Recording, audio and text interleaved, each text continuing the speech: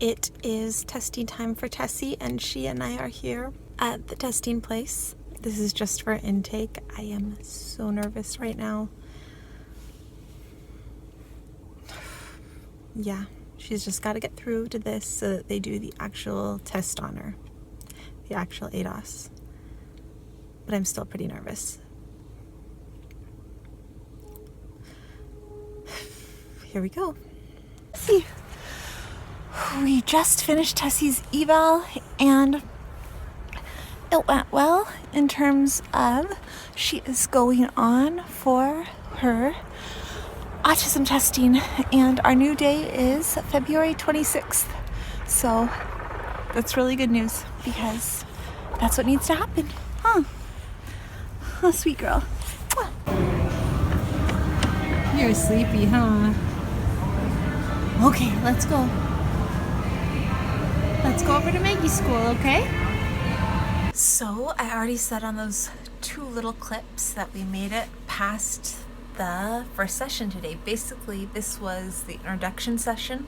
We went in there and I brought all of the information that I had about Tessie up until this point, which was a lot because she basically started therapy when she was 3 months old. She was already in an early intervention program because she was missing so many milestones. Basically, last night I took out a stack of papers about this big, and I took like 20% of the most important papers.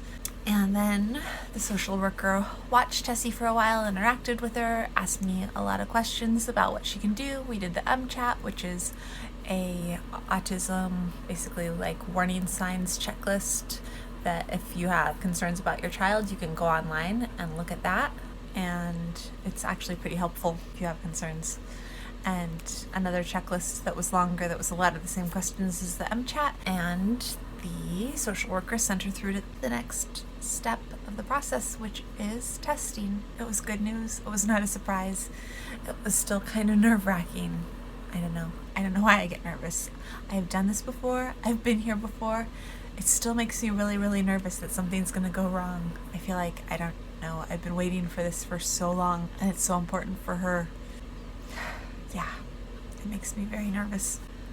I've talked a little bit about some of the signs we saw with Tessie that were red flags, I guess, the things that caused me to get her evaluated first by early on, and then that caused me to go to her pediatrician and ask for a referral. And I wanted to talk about that a little bit more. I would say that for Tessie, probably the first big red flag for me was that she was never really able to settle down or get comfortable, even as a tiny baby, as a newborn. When she wasn't nursing, she would never settle down. Like, she could not fall asleep on my chest like pretty much all of our other kids. If she was full and she wasn't eating, she wanted to be put down in her bassinet, and then she would immediately fall asleep and sleep for hours and hours and hours. But she was not comfortable really being held. As long as I was holding her, she would kind of be fussy and squirming and unhappy, and the second that I put her down, she was completely happy, and that was not normal. Usually babies like to be held by their moms and like to be snuggled, so that was probably one of the first big red flags for us. I don't remember that with Maggie. I would say the second thing was eye contact, and that's another thing I don't remember with Maggie, so I can't really say that that's something that we saw with her. I think it probably was, and I just didn't notice it. But with Tessie, she would actively avoid eye contact. She would avoid looking at me. A lot of babies, when you're nursing them or giving them a bottle, they will look up and make eye contact with you, and she would look to the side and look everywhere else. And so by the time she was 3 months old,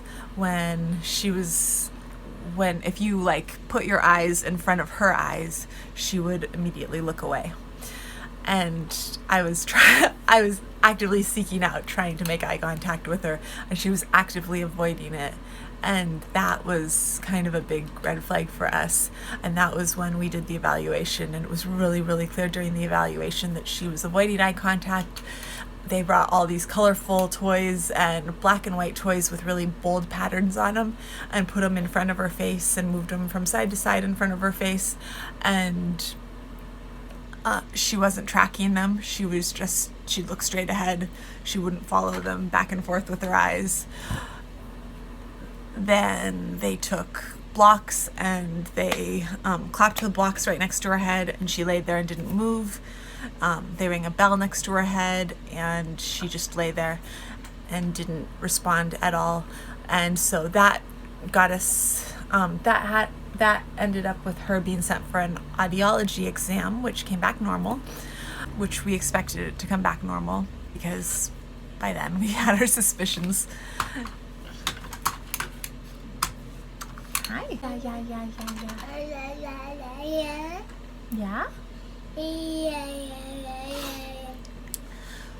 So those were some of the big things. Those were the things that I was seeing at 1 to 3 months. And okay, so during this time I talked to a lot of doctors, and everybody said that there weren't signs that I could see at that early an age that were autism, but that was what I was seeing with her at that point in time. That was what I was seeing at 1 to 3 months. And 1 to 4 months, she was avoiding eye contact. She wasn't responding to sounds. She wasn't tracking with her eyes. At around 6 months, she kind of had like an explosion of development where a lot of the things caught up. And then the main things we were seeing was a lack of initiative. Like if she wanted something, she wouldn't really go for it. She would just kind of sit there. If I put her in a room, say I was cleaning and I put her down someplace, she would just kind of sit where I put her. And if she was upset, she wouldn't really cry. She'd just kind of stay there. And she was really very easy baby. I know I've said that a lot, but it's very, very true. It was a big kind of, I don't know, it was a big thing about her. She was just an easy baby that would stay where I put her and wouldn't fuss. She's still a really easy kid most of the time when she isn't climbing, and climbing's a big thing for her now too, and that makes it a little bit less easy. Up to like 6 months, she was still avoiding eye contact. I mean, she's 18 months now, and occasionally she will look at me, but I mean, it's very briefly. Like for her, I get really excited when she looks at me for like 5 seconds, and that's happened like maybe 3 times. It's not something that happens, like, I mean, that's happened like 3 times in her life where like she looks up and she looks at me, and I caught it the other day on camera, and I was super, super excited, and I watched that video over and over again because I was so excited about it.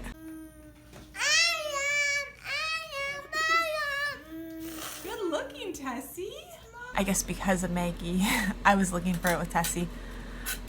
So I don't know if it's more dramatic with Tessie or it's because I'm really, really looking for it now. Some of the other signs I saw were kind of stereotypical signs, like she's very, very interested in things that spin. She has a great love of this. There's a windmill. So she loves windmills. There's a windmill at a park that we go to sometimes, and she would spend the whole entire time that we were there looking at the windmill if it were an option. And she also loves wheels. She loves carrying things around in her hand, just like if she could have a little stick to carry around in her hand all the time, like a sword, she would. And Maggie, that was kind of a thing Maggie had too. Maggie always had to have a little toy in her hand. For Tessie, it's like some sort of a stick thing. Huh. For Maggie, it was some little red toy. That was just kind of a thing that was one of the things that both of the girls kind of do. And Tessie likes to spin, which is another kind of stereotypical thing, or something that you see more. She likes to look down at the carpet in the living room and spin around and around and around and around. You like spinning, huh? You like going around and around and around and around. Yeah? Around and around and around and around. Are you trying to get down and be wild? What are you up to? Where are you going? I think those are some of the biggest ones. I mean, there's lots of little things. There's probably 100 things that I could name. There's so many things that we went over today during the interview. Sometimes we shake our head back and forth for a very, very long time like this.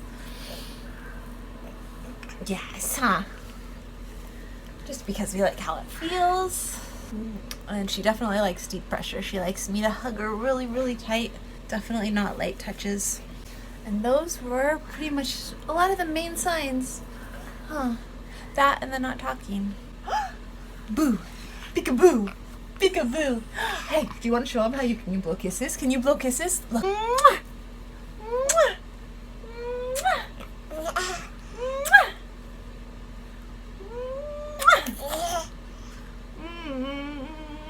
Mwah. Do I get a kiss? And those are the main things that we noticed. And she is our lovey little bunny. And now we wait until the 26th when we will find out more, and hopefully she will go on and start getting therapy, huh? And we'll get to start going to school with our big sister. And that is all for tonight. Say bye-bye. Bye-bye. Bye-bye. Bye-bye.